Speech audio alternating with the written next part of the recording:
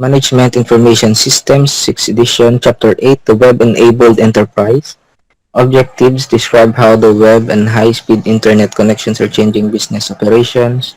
Explain the functionality of various web technologies. Compare and contrast options for web servers. Explain basic business-to-business and business-to-consumer practices on the web. Explain the relationship between web technologies and supply chain management. Give examples of features and services that successful business websites offer. Learn about online annoyances such as spam and adware and how to protect against online identity theft. Web business growing and changing. DLA Piper LLP is the second largest law firm in the world, 3,200 lawyers in 24 countries and 63 offices around the world. Uses eRoom, a web-based collaboration and document sharing tool from EMC Corp. Saves 15,000 labor hours annually, uses and mails significantly fewer paper documents, and reduces redundant work. Web technologies, a review.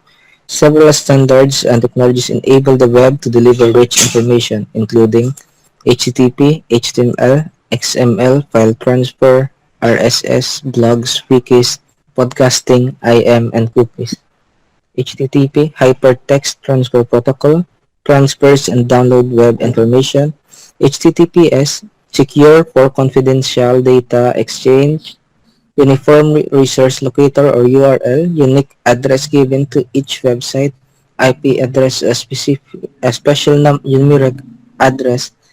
Domain name, unique name for a website constructed with letters. URL also refers to domain name. HTML and XML, hypertext markup language, helps developer create websites, determine look and location of content. Extensible markup language or XML enables creation of various data types, conveys the meaning or content of the data. XHTML, combination of XML and HTML, uses opening and closing tags to control format. File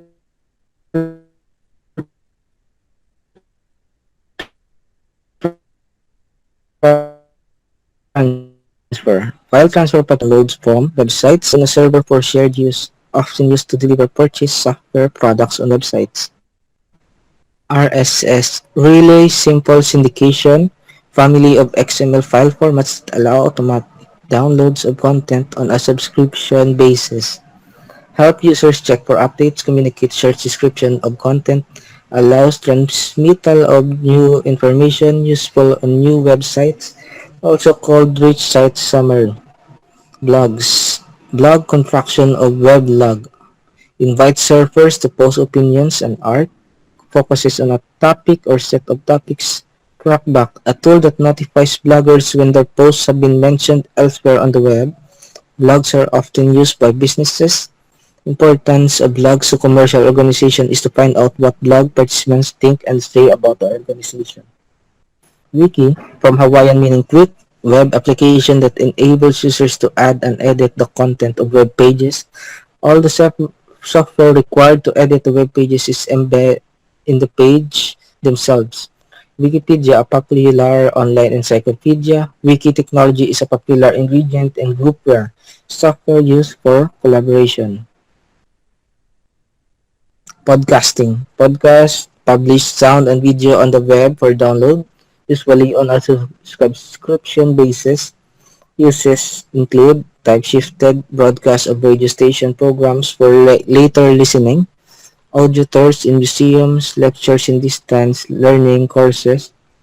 GarageBand.com allows aspiring musicians to post music tracks. Instant messaging, IM, real-time chat, form of synchronized email.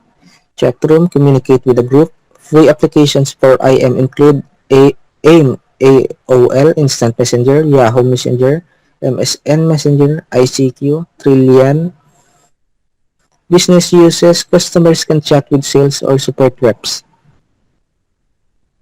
Cookies, cookie, a small file that stores information about websites, visitor, stored on visitor computer. Usually records the surfer's ID, often stores the surfer's preferences, provide convenience to consumers, can be temporary, single session, or permanent. potential for intrusion into server privacy. Clickstream tracking tracks a server's clicking activities. Spyware traces and reports online behavior. Proprietary technologies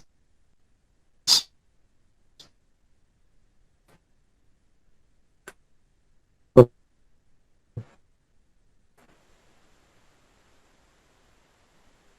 proprietary to use and predict web visitors' behavior, especially shopper behavior.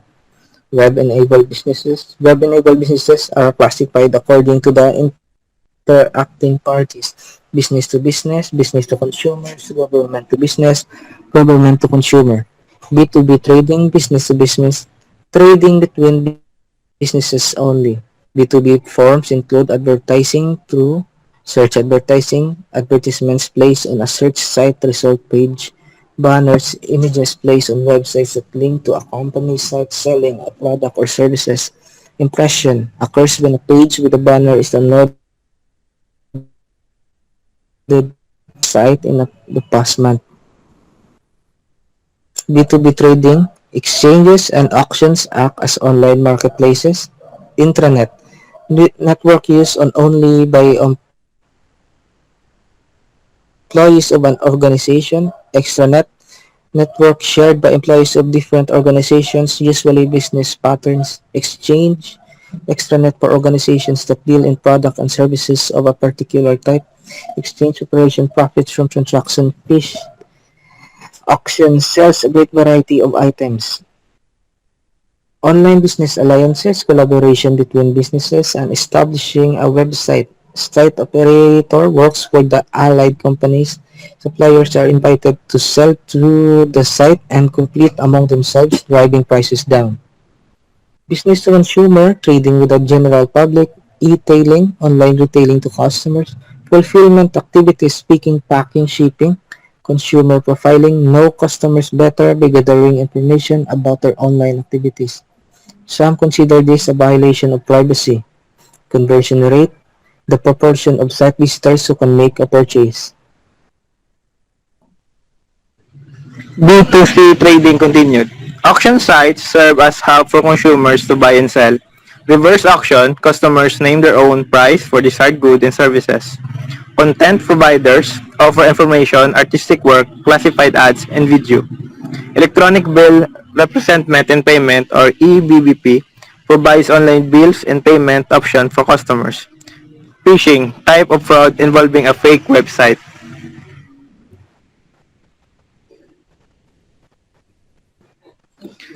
Extra-organizational workforce, companies purchase labor from a larger pool. Mobile commerce or m-commerce, business conducted on mobile devices. Many experts believe that information delivery is the main mobile application, not commerce.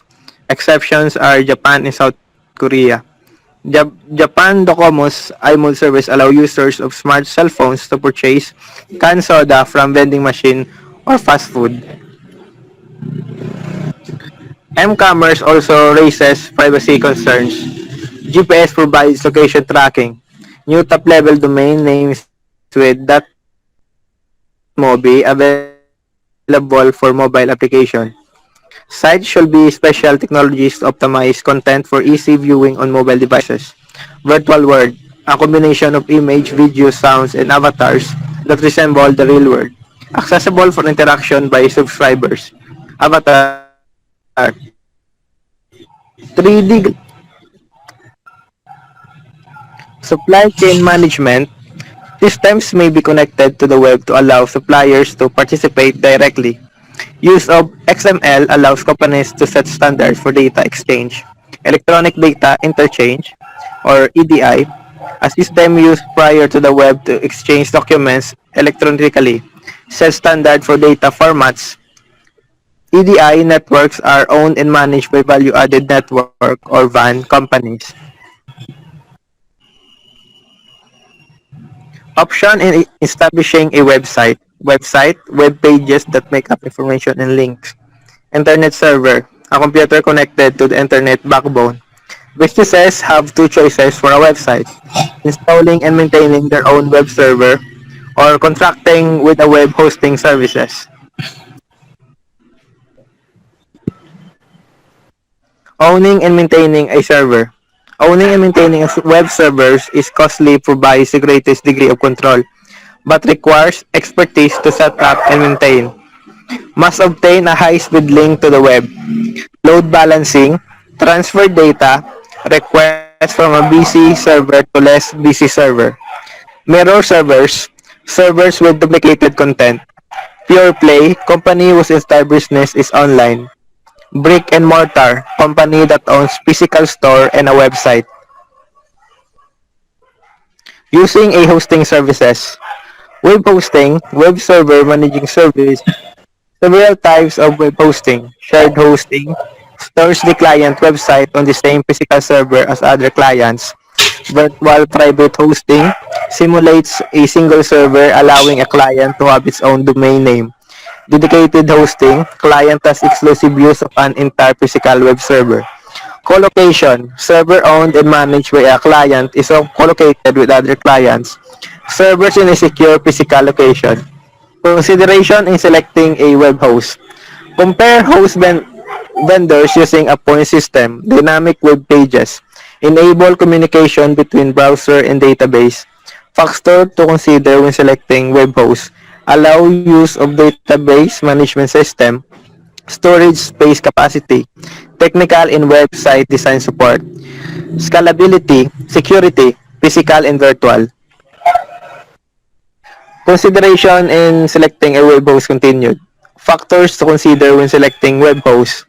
Availability, minimize downtime, cost, including setup fees, traffic-based fees, monthly fees. More than meets the eye. Several elements are essential to conducting business on the web.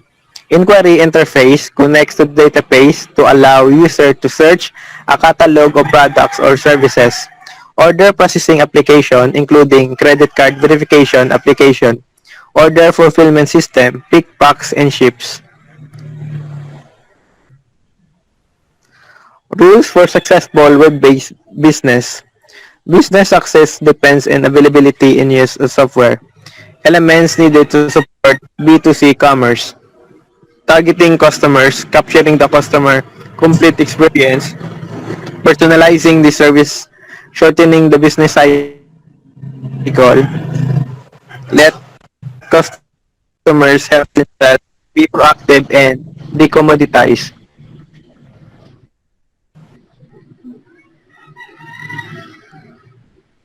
Target the right customers. Target customers needing your products and services. Most important effort of marketing. Involves identifying the sites that your audience frequently visit. Consider blogs and postcutting site for advertisement placement.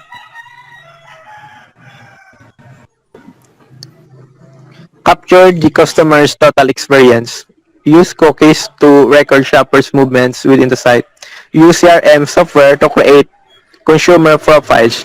Shopper experience become an asset to business, allowing fine-tuning of product portfolio, tailoring of web pages to individual customers, individual emails to shoppers offering products of interest.